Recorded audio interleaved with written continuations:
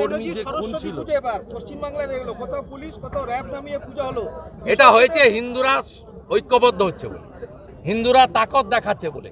আজকেও পশ্চিমবাংলার বিভিন্ন স্কুলে যেখানে পুজো হয়নি সেখানে অভিভাবকরা মূলত হিন্দুরা, তারা গিয়ে প্রতিবাদ করছে। এই সাহসটা যে হিন্দুদের সঞ্চারিত হয়েছে এটা খুব ভালো লক্ষণ, শুভ লক্ষণ। এই হিন্দু একতা এবং হিন্দু বোধ যদি আসে তাহলে কিন্তু পুলিশের ভয়ে, মিথ্যা মামলার ভয়ে, তারপরে 500,000-এ কেনা বেচা এগুলো সব বন্ধ হয়ে যাবে এবং পশ্চিমবাংলায় আগামী দিনে একটা হিন্দু সরকার তৈরি হবে, যে সরকার উত্তরপ্রদেশের মতো সুশাসন এবং সুরক্ষা, গুজরাটের মতো শিল্প এবং কর্মসংস্থান দেবে। বিশ্ব বাণিজ্য সম্মেলন শুরু হচ্ছে, কি বলবেন? এটা প্রত্যেক বছর একটা বাৎসরিক উৎসব হয় একটা কোম্পানিকে কিছু টাকা পাইয়ে দেওয়ার জন্য। একটা কোম্পানিকে কিছু টাকা, প্রায় 50 কোটি টাকা সরকারের খরচ করে পাইয়ে দেওয়ার জন্য। আপনাকে বলি, এই যে বিদেশে গেছিলেন মুখ্যমন্ত্রী, সেখানে সৌরভ গাঙ্গুলির শালবনির কারখানা কোথায় কি আছে বলুন তো?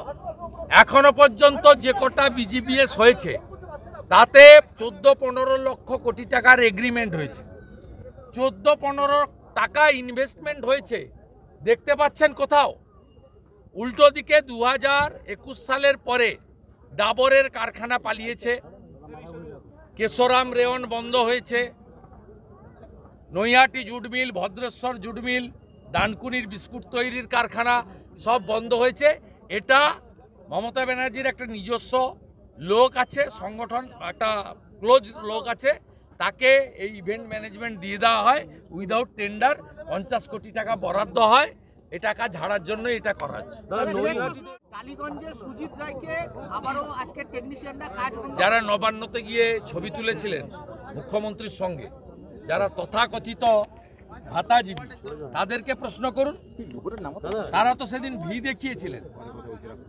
আমাদের সাংস্কৃতিক জগতের কিছু রেসপেক্টেড পার্সন, তারা মুখ্যমন্ত্রীর কাছে গিয়ে বিগলিত চিত্তে নবান্নতে গিয়ে ভি দেখিয়ে বলেছিলেন, এই না হলে মুখ্যমন্ত্রী ডাকিলেন আর মিটাইলেন।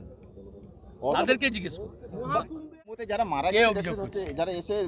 তারা সব ডেথ সার্টিফিকেট পেয়ে যাবে। আমাদের সঙ্গে যোগাযোগ করুন, আমরা করুন। সব ওখানকার হেল্পলাইনের সঙ্গে যোগাযোগ আছে। আপনারা এইসব তৃণমূলের অভিযোগগুলো করেন। তৃণমূলের এক মন্ত্রী অরূপ বিশ্বাস তো একজনের বাড়িতে চলে গেছিল কন্ডোলেন্স জানাতে, সে পরের দিন ফিরে এসছে। তৃণমূলের নেত্রীর যা অবস্থা, এর নেতাদের অবস্থা তাই। এরা কেউ চোখ দিয়ে দেখে না, সব কান দিয়ে দেখে।